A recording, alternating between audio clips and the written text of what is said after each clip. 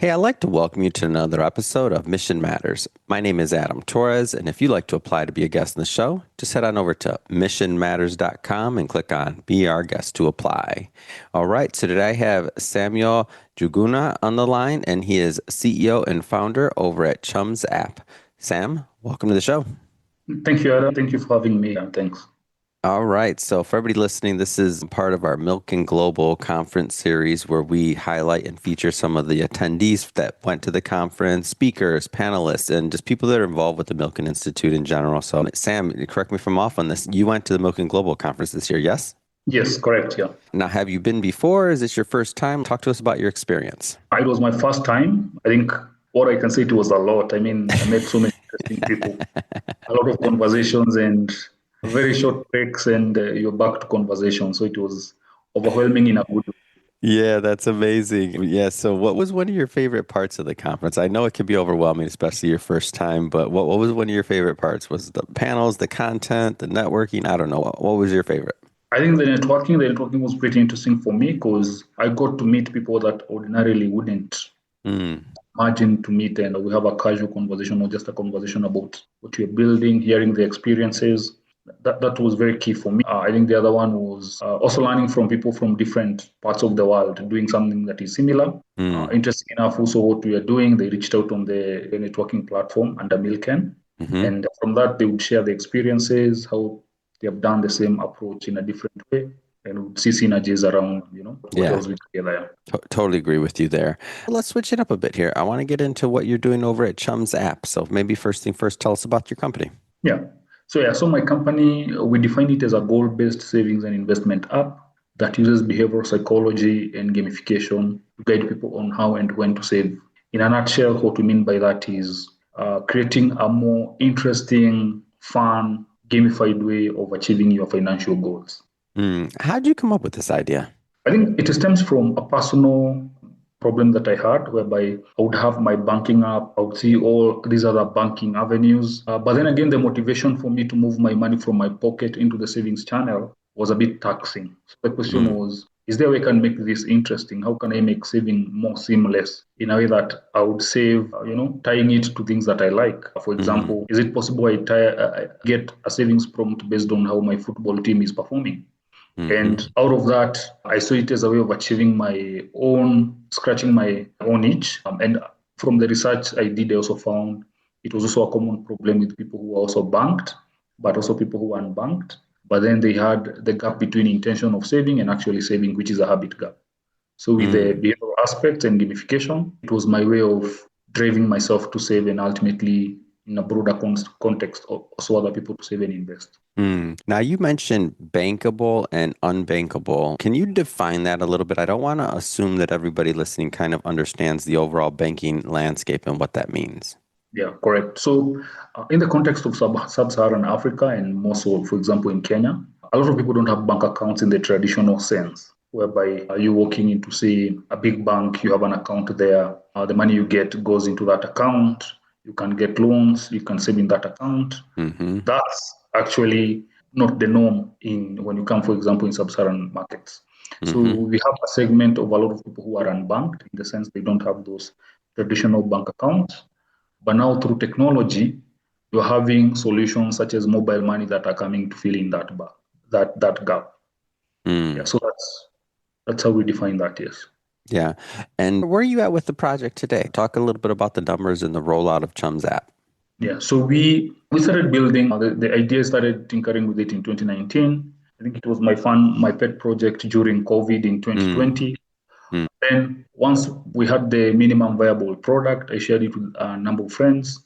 Then I also added a few co-founders who are very strong in, for example, things to do with investment and also additionally on the tech side.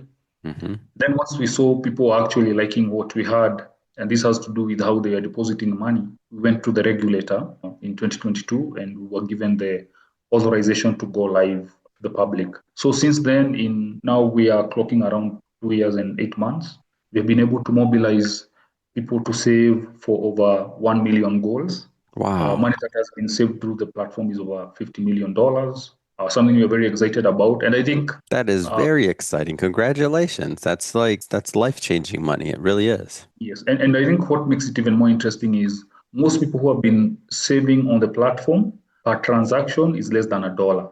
So you find most Mm. people are saving less than $1 on the platform, but now you have a huge number of people who are doing that, and also the ones who are doing that multiple times because the app is guiding them to save based on what they are doing every day or things that they like. So yeah, so we are happy in the sense we are doing financial inclusion in the very sense of that phrase, financial inclusion. And our solution has been used across board by people who are banked, unbanked.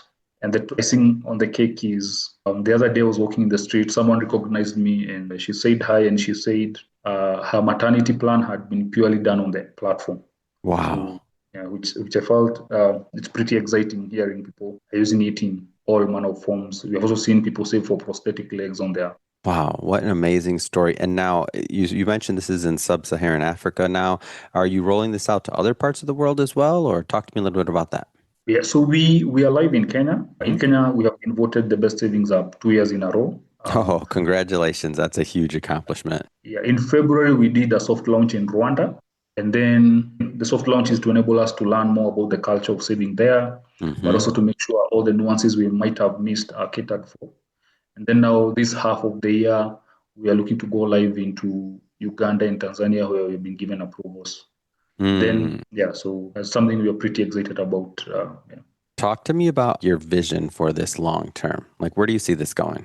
Yeah. So from where I sit, we normally say there are four pillars to finance. You have savings, you have insurance, you have investments, and you have credit. Of these four, I make a case that savings is the most powerful one because when people save, they can buy insurance, they can invest, and they get a good credit score to get a good loans. However, the biggest issue with savings is habit. So the way we have approached this is we want to get savings right. We tackle that.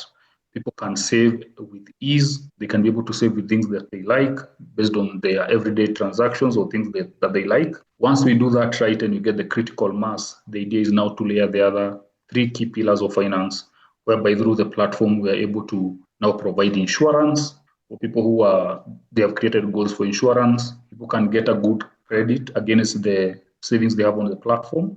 Yeah, and ultimately people can also get more investment options on the platform. But then our point of departure or where we are starting is by making sure people can save. And key to note, there has been a very low saving rate in, for example, in Kenya, it being below 9%.